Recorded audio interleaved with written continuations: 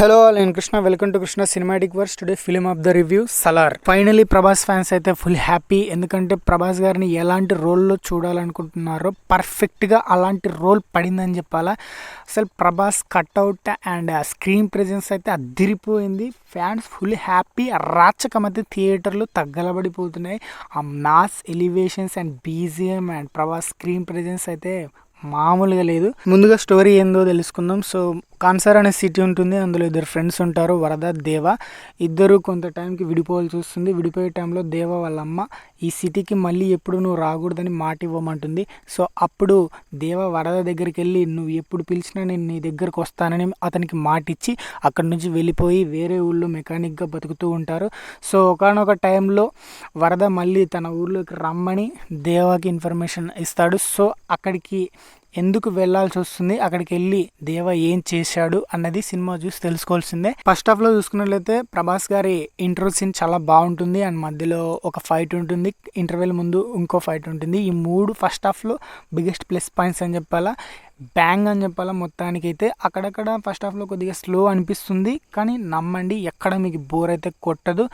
పైసా వసూలు అనిపిస్తుంది first half దగ్గరికి. సెకండ్ హాఫ్లో చూసుకున్నట్లయితే కాన్సార్ అనే సిటీలో ఆ పదవి కోసం, ఆ కుర్చీ కోసం సొంత తమ్ముడైన వరదాని వాళ్ళ ఫ్యామిలీ మెంబర్సే చంపాలని చూస్తుంటారు.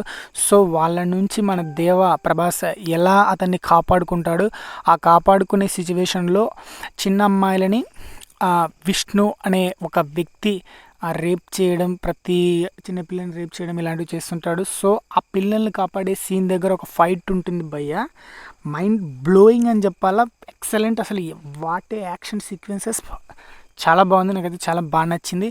అండ్ దాని తర్వాత వరదాన్ని కాపాడే సీక్వెన్సెస్లో వస్తుంటాయి ఫైట్ సీన్స్, అద్భుతం అని చెప్పాలా, మైండ్ బ్లోయింగ్. అసలు ఓవరాల్గా చూసుకున్నట్లయితే ఖచ్చితంగా పైసా వసూలు అని చెప్పుకోవాలి. ప్రభాస్ గారికి ఇంత మంచి హిట్ అయితే పడలేదు. ఇలాంటి రోల్ పడడం నిజంగా ప్రభాస్ ఫ్యాన్స్ అయితే చాలా హ్యాపీగా ఉంటారు అనుకుంటున్నాను. మైండ్ బ్లోయింగ్గా ఉంది సినిమా అయితే, ఖచ్చితంగా చూడండి. రికార్డులు బద్దలు ఈ సినిమాతో. ప్రభాస్ ఫ్యాన్స్ కాలర్ ఎగరేసుకునే సినిమా అయితే ఖచ్చితంగా అవుతుంది. అండ్ ఫైనలీ సెకండ్ సీక్వెల్ కోసం ఫైనల్లో అయితే ఒక అదిరిపోయే ట్విస్ట్ అయితే ప్లాన్ చేశారు. ఆ ట్విస్ట్ చూస్తే మైండ్ బ్లాంక్ అయిపోయింది. అసలు ఏంట్రా బాబు అనిపించింది. ఆ సీన్ అయితే ఖచ్చితంగా నేను చెప్తే స్పాయిలర్ అవుతుంది, కానీ ఖచ్చితంగా మీరు థియేటర్లో ఎక్స్పీరియన్స్ చేయాల్సిందే. మొత్తంగా ఈ సినిమాలో నాకు ఏదైనా తగ్గింది అని అనిపించింది అంటే అదొక మ్యూజికే. మ్యూజిక్ మరీ బాగోలేదా అంటే బాగోలేదని కాదు, బాగానే ఉంది, కానీ రిజిస్టర్ మ్యూజిక్ అయితే అస్సలు లేదని చెప్పాలా. ఆ ఎలివేషన్స్కి ఇంకా కొంచెం బెటర్ బ్యాక్గ్రౌండ్ మ్యూజిక్ పడింటే నెక్స్ట్ లెవెల్ ఉండేది సినిమా. సో ఇదే మూవీకి ఒక అనిరుద్ కానీ మన తమన్ కానీ ఈ డైరెక్టర్లని ఎవరైనా తీసుకుని ఉంటే మాత్రం సినిమా పీక్స్కి వెళ్ళిపోతున్నాయి ఆ ఎలివేషన్స్ కానీ నా ఒపీనియన్. అండ్ ఇంకోటి తగ్గింది ఏంటి అంటే మన శృతి హాసన్ ఉంది కదా, ఆమె రోల్ అయితే పెద్దగా సినిమాలో అయితే ఉండదు. ఏదో హీరోయిన్ ఉండాలా కాబట్టి ఉండాలా అన్నట్టే ఉంది. ఆమెకైతే పెద్ద ఇంపార్టెన్స్ అయితే ఈ సినిమాలో ఉండదు. ఉన్నంతలో తను మాత్రం బాగా యాక్ట్ చేసింది. ప్రభాస్ యాక్టింగ్ అయితే ఇరగదీశాడు, చంపేశాడని చెప్పాలా. What a performance and what a body, what a height, what a screen presence. అసలు మాస్ జస్ట్ చెయ్యి చూపిస్తేనే థియేటర్ షేక్ అయిపోతుంది.